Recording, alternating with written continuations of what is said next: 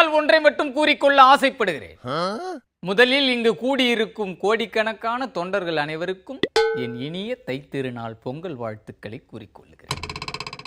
இடிதாங்கியை பார்த்து எல்லோரும் பால் பொங்கியாச்சா என்று கேட்டு வாழ்த்துக்களை தெரிவித்துக் கொண்டிருக்கிறார்கள். எதிர்கட்சிக்காரர்கள் கூட இடிதாங்கிக்கு தொலைபேசி போட்டு கரும்பு தின்ன கூலி கொடுக்கிறார்கள், வந்து கடித்து விட்டு போய் என்று சொன்னார். ஆக தை பிறந்தால் வழி பிறக்கும் என்ற நம்பிக்கை ஒரு நாளும் வீண் போகாது.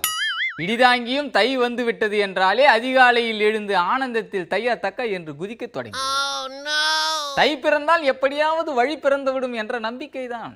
அது மட்டுமல்ல, பையை திறந்தால் பணம் இருக்கும் என்ற நம்பிக்கை ஏற்பட வேண்டும். பைப்பை திறந்தால் பக்கெட்டில் தண்ணீர் வரும் என்ற நம்பிக்கை நமக்கு வர வேண்டும். அப்படி நம்பி கை வைத்தால்தான் கையால் நம்பரை எண்ண முடியும் என்ற நம்பிக்கையும்.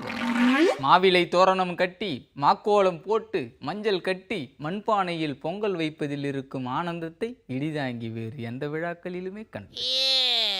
இடிதாங்கி மேடையில் ஆர்ப்பாட்டமாய் முழங்குவான். அந்த முழக்கத்தில் ஒரு புண்ணாக்கும் இருக்காது என்பதை மாடுகளே அறிந்து கொம்பை கொம்பை ஆட்டும். ஆனாலும் பொங்கல் பானையை கண்டவுடன் இடிதாங்கி எளிமையாகிவிடும். ஏனென்று சொன்னால், வெளி உலகத்திற்கு இடிதாங்கி ஒரு அரசியல்வாதியாக இருந்தாலும் உள்ளுக்குள் இடிதாங்கி ஒரு விவசாயி என்பதை மறந்துவிட வேண்டாம்.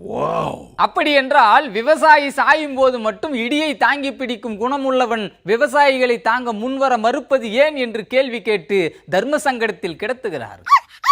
வயிற்று பானைக்கும் பொங்கல் பானைக்கும் முடிச்சு போடுவதால் தான் இப்படிப்பட்ட சந்தேகங்கள் எல்லாம் வருகின்றன.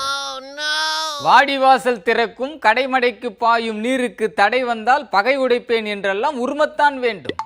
உருமுவதும் உலருவதும் இடிதாங்கியின் உரிமை. அந்த உருமல்களால் ஒரு பிரயோஜனமும் ஏற்படாவிட்டால் தான் என்ன? அதனால் ஒரு குற்றமும் இல்லை. அதனையும் இடிதாங்கியின் சாதனை பட்டியலாக மாற்றிவிடும் ராஜதந்திரம் படைத்தவன். மாடு சீரியதா நீர் பாய்ந்ததா என்பது பற்றி கவலையை ஓராண்டுக்கு ஒத்தி வைத்துவிட்டு சாதனைகளை அசை போடத் தொடங்கி விடுவான் இடிதாங்கி. ஆகவே இடிதாங்கி ஆ ஊ என்று 1000 விஷயங்களை அடுக்கிக் கொண்டே போனாலும் அதை கேட்கிறவர்கள் கண்டிப்பாக நம்பித்தான் ஆக வேண்டும். ஒருவேளை தப்பி தவறி அது பழித்து விட்டால் இடிதாங்கிக்கு லாபம்.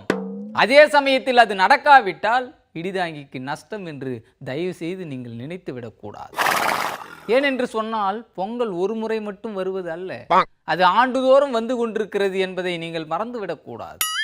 எனவே எல்லோரும் இடிதாங்கி இப்படியாக பொங்கும் போது நீங்களும் பொங்கலோ பொங்கல் என்று விண்ணதிர பொங்க வேண்டும்.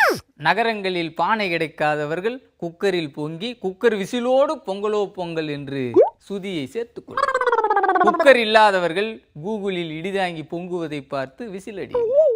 இப்படியாக முகநூலில் ட்விட்டரில் இடிதாங்கி நிமிடத்திற்கு நிமிடம் பொங்குவான். நீங்களும் பொங்குங்கள் என்று வாழ்த்து கூறி உங்களிடமிருந்து விடைபெறுகிறேன். நன்றி, வணக்கம்.